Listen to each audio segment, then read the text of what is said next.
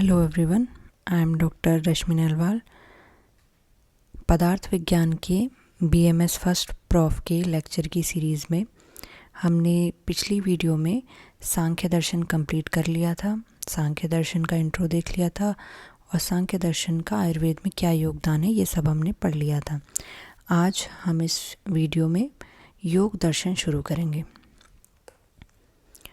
तो अगर आपके पास डॉक्टर प्रबोध येरावर जी की पदार्थ विज्ञान की बुक है तो आप पेज नंबर 19 खोल के बैठ सकते हैं।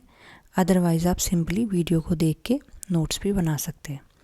तो पढ़ते हैं योग दर्शन। योग दर्शन का पर्याय यहाँ पर लिखा है सेश्वर सांख्य। सेश्वर सांख्य इसे इसलिए बोला जाता है क्योंकि सांख्य दर्शन में जो भी चीज़ें मानी गई हैं उसको इसने एज इट इज़ ले लिया है और उसमें बस केवल एक ईश्वर को और मान लिया है, ईश्वर को और ऐड कर लिया है। जैसे हमने देखा था सांख्य दर्शन में टोटल 25 तत्व माने गए हैं, तो उसी प्रकार 25 तत्व योग दर्शन में भी हैं प्लस 26वां तत्व उनका ईश्वर है। इसीलिए ईश्वर के साथ सांख्य दर्शन को सेश्वर सांख्य यानी योग दर्शन कहा गया। प्रवर्तक आचार्य हमें याद रखने हैं महर्षि पतंजलि। और कुछ लोगों का ये मत भी रहा है कि स्टार्टिंग में जो योग दर्शन की शुरुआत की थी आद्य प्रवर्तक हिरण्यगर्भ भी है। तो जो आचार्य पतंजलि ने योग सूत्र का निर्माण किया वो हिरण्यगर्भ के मार्गदर्शन के आधार पर उनके मतानुसार ही कहते हैं कि उन्होंने योग सूत्र की रचना की। लेकिन हमें प्रवर्तक आचार्य क्या याद रखने हैं? महर्षि पतंजलि। अब देख लेते हैं परिचय योग दर्शन का। योग दर्शन आस्तिक दर्शनों में एक महत्वपूर्ण दर्शन है। हमने पहले देखा था 6 हमने आस्तिक दर्शन पढ़े थे और 3 हमने नास्तिक दर्शन पढ़े थे। तो आस्तिक दर्शन की परिभाषा क्या थी कि जो दर्शन वेद को प्रमाण स्वरूप मानते हैं, परलोक में विश्वास रखते हैं, ईश्वर में विश्वास रखते हैं, वो सभी आस्तिक दर्शन कहलाते हैं। तो योग दर्शन भी आस्तिक दर्शनों में से एक है। योग दर्शन ने तत्व मीमांसा की अपेक्षा मोक्ष प्राप्ति को अधिक महत्व दिया है। इसका मतलब क्या है कि जो सांख्य दर्शन था उसका मेन मोटिव था तत्व के बारे में सब कुछ जानना, ठीक है। लेकिन योग दर्शन का जो मेन मोटिव है वो है मोक्ष की प्राप्ति। ऐसी क्या क्रियाएं किए जाएं, ऐसे क्या योग किए जाए जिसके द्वारा मनुष्य को सीधा मोक्ष की प्राप्ति हो, ना कि केवल तत्व का ज्ञान, ठीक है। अब यहाँ पर बताया है फिर से कि इसे सेश्वर सांख्य क्यों कहा गया है कि योग दर्शन ने भी सांख्य दर्शन की तरह 25 तत्व माने हैं, परंतु सांख्य दर्शन की अपेक्षा एक 26वां तत्व क्या मान लिया इन्होंने? यहाँ पर ईश्वर को मान लिया। और ईश्वर को और इन्होंने क्या कहा है? पुरुष विशेष भी कहा जा सकता है। तो ईश्वर और पुरुष विशेष को माने जाने के कारण ही इसे सेश्वर सांख्य भी कहा जाता है। अब इन्होंने आचार्य पतंजलि ने एक योग की डेफिनेशन दी है कि चित्त की वृत्तियों को रोकना ही योग है। चित्त की वृत्तियाँ मतलब कि जो हमारा मन विभिन्न प्रकार के विचारों में, कार्यों में इधर उधर लगा रहता है, तो उनको उन सब जगह से हटाकर उनकी वृत्तियाँ रोकना और केवल एक जगह ध्यान केंद्रित करना, ये कहलाता है चित्त की वृत्तियों का निरोध। तो इसे रोकना ही योग कहलाता है, ठीक है। और इस क्रिया के लिए, इसकी प्राप्ति के लिए कि हम कैसे कर लेंगे चित्त की वृत्ति का निरोध, उन्होंने अष्टांग योग का वर्णन किया है योग दर्शन के अंदर। और योग सूत्र योग दर्शन का सबसे प्रमुख ग्रंथ है जिसका रचनाकाल 400 ईस्वी पूर्व माना जाता है, ठीक है। अब आ जाएंगे हम नेक्स्ट पेज पे। तो नेक्स्ट पेज पे देख लेते हैं। यहाँ पर योग दर्शन के कुछ आचार्य उनके ग्रंथ बताए हैं। तो इसमें हमें मेनली जो याद रखना है वो महर्षि पतंजलि और योग सूत्र है। एग्ज़ाम की दृष्टि से केवल यही इम्पोर्टेंट है, बाकी जो है उसके केवल राइटर और बुक के नाम याद आप कॉम्पिटिटिव एग्ज़ाम या MCQs की दृष्टि से आप इन्हें याद रख सकते हैं, ठीक है। उसके बाद इन्होंने यहाँ पे इंफॉर्मेटिव में एक छोटी सी इन्फॉर्मेशन हमें देने की कोशिश की है कि कोई भी जब बुक लिखी जाती है, कोई भी भाष्य लिखा जाता है तो वो कितने प्रकार का होता है। तो उसको प्राथमिक, द्वितीयक और तृतीयक 3 नाम यहाँ पर दिए हैं। तो उन्होंने बताया है पहले प्राथमिक भाष्य किसे कहते हैं कि जो मूल ग्रंथ टीका की जाती है, मतलब ग्रंथ जैसा का जैसा है उसकी जब वृहद व्याख्या की जाती है, जैसे कि हम चक्रपाणि की टीका देखते हैं, चरक की, सुश्रुत की, डल्हड़ की टीका लेते हैं, कि उसमें जो मूल ग्रंथ में लिखा है उसकी सूत्रों की, श्लोकों की विस्तृत व्याख्या अगर है तो उसे प्राथमिक भाष्य कहते हैं। और यदि वह व्याख्या थोड़ी कम है तो उसे वाक्य या वृत्ति कह दिया। ठीक है। और अगर जो बुक लिखी गई है उसमें केवल जितना सूत्र लिखा है उसकी केवल हिंदी मीनिंग दी हो तो उसे कहा जाएगा वार्तिक। तो क्या कहेंगे? प्राथमिक भाष्य, वाक्य या वृत्ति और वार्तिक, ये 3 नाम दिए जाते हैं भाष्य के प्रकारों को। अब योग सूत्र जो बुक लिखी गई है योग दर्शन पे, उसमें टोटल 4 पाद हैं। तो इन 4 पाद के आपको नाम याद करने हैं और इनका क्रम याद रखना है कि पहले समाधि पाद आता है, फिर साधन पाद आता है, फिर विभूति पाद आता है और फिर आता है कैवल्य पाद। तो इनका क्रम और नाम आप याद रखेंगे। और एग्ज़ाम की दृष्टि से इसमें वर्णित विषय याद रखना बहुत ज़रूरी नहीं है, केवल आप ये याद रखिए कि धारणा और ध्यान का लक्षण, समाधि का लक्षण है, विभूतियों का जो वर्णन है, बेसिकली धारणा और समाधि ये सब विभूति पाद में है। ठीक है, क्योंकि कई बार कन्फ्यूजन होती है कि धारणा, ध्यान, समाधि, बेसिकली समाधि जो है वो शायद इस वाले में समाधि पाद में दी गई हो, परंतु ऐसा नहीं है। जो ये लक्षण है, ये ट्रिकी क्वेश्चन आता है, ये विभूति पाद यानी 3रे नंबर के पाद में योग सूत्र के दिया गया है। बाकी 51, 55, 55 और 34 इसके टोटल 195 सूत्र हैं, श्लोक हैं, किसमें? योग सूत्र में। अब देखते हैं इस योग दर्शन का आयुर्वेद पर क्या प्रभाव पड़ा। ऐसे कौन से सिद्धांत हैं योग दर्शन के जो योग दर्शन ने दिए और आयुर्वेद में भी लिए जाते हैं।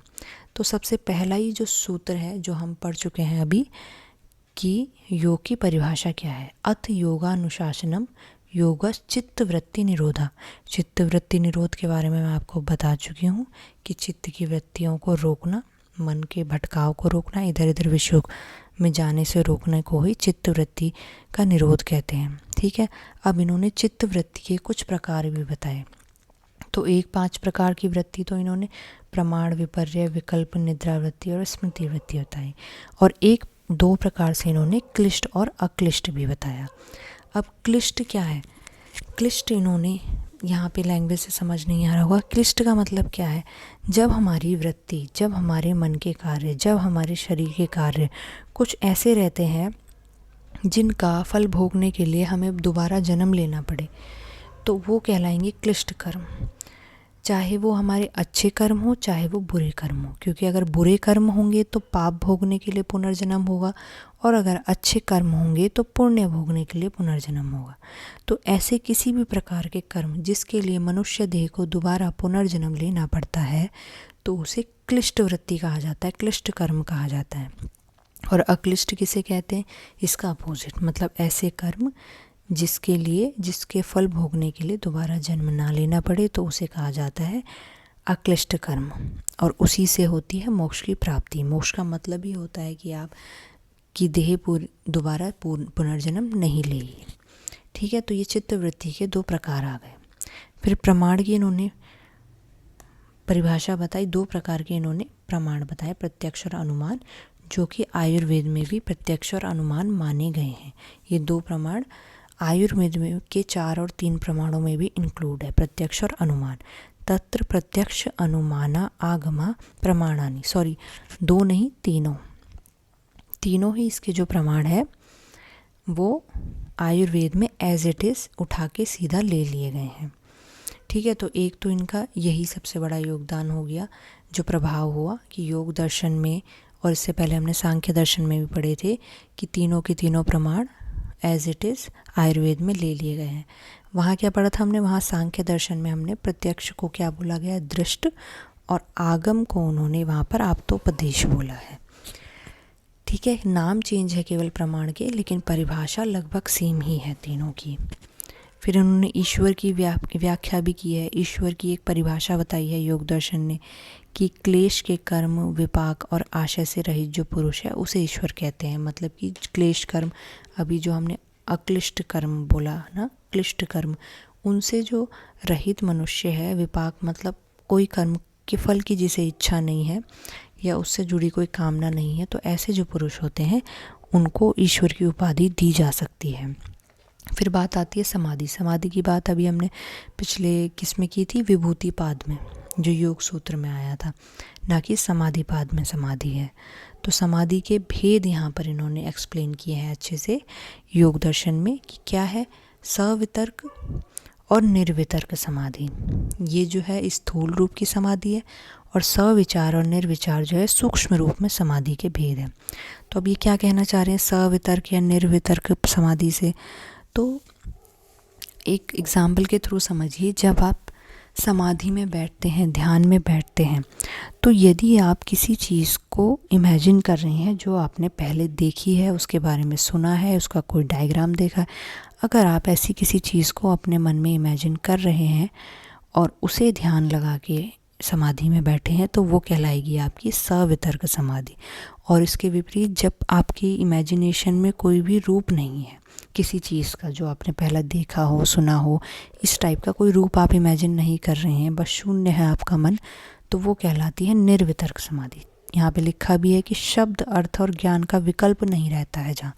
तो विकल्प से क्या मतलब है कि हमें उस वस्तु के शब्द, अर्थ मतलब सारी ही इंद्रियों से भी ले सकते हैं कि इंद्रियों द्वारा हमने कभी उसका जो ग्रहण किया है या ज्ञान, ये सब विकल्प रहता है। जहाँ वो है सवितर्क, मतलब हमें उसके शब्द का ज्ञान हो, इंद्रियों द्वारा ग्रहण हो, या हमने कभी ना कभी वो चीज़ देखी है, तो वो कहलाएगी सवितर्क। और जहाँ इसके अपोजिट शब्द, अर्थ, ज्ञान का विकल्प नहीं रहता है, तो उस समाधि को हमने कह दिया निर्वितर्क समाधि। और उन्होंने एग्जाम्पल में दिए का एग्जाम्पल भी दिया है कि दिया एक वस्तु विशेष है जिसको इमेजिन करके यदि हम लगा रहे हैं, तो इस शब्द और अर्थ को मिलाकर जो कुछ ज्ञान होता है, हमें दिए की इमेज हमारे सामने है, हमें दिए का पूरा स्वरूप पता है, उसे हम दिमाग में लेकर बैठे हैं, तो जो ज्ञान है, समाधि लगाइए, वो सवितर्क। और इसके बाद जो सविचार और निर्विचार समाधि है आपकी, वो इन्हीं समाधियों का सूक्ष्म रूप है। ये स्थूल रूप में है और सविचार निर्विचार, सविचार का मतलब विचार के साथ और निर्विचार मतलब बिना किसी विचार के जो समाधि लगती है। ठीक है, फिर अब यहाँ पर आते हैं अष्टांग योग। तो अष्टांग योग में क्या है, कुछ बहिर् योग हैं, कुछ आंतरिक योग कहलाते हैं, अंतर योग। तो फिर इनको ये पूरे 8 क्या क्या इनकी परिभाषाएं हैं, कैसे कैसे इनको पढ़ा जाता है, क्या क्या इन चीज़ों के बारे में याद रखने की ज़रूरत है, तो ये हम इससे नेक्स्ट वीडियो में कंप्लीट करेंगे। इतने के लिए, अभी के लिए इतना ही रखते हैं, बाकी नेक्स्ट में कंप्लीट करें। Okay, thank you.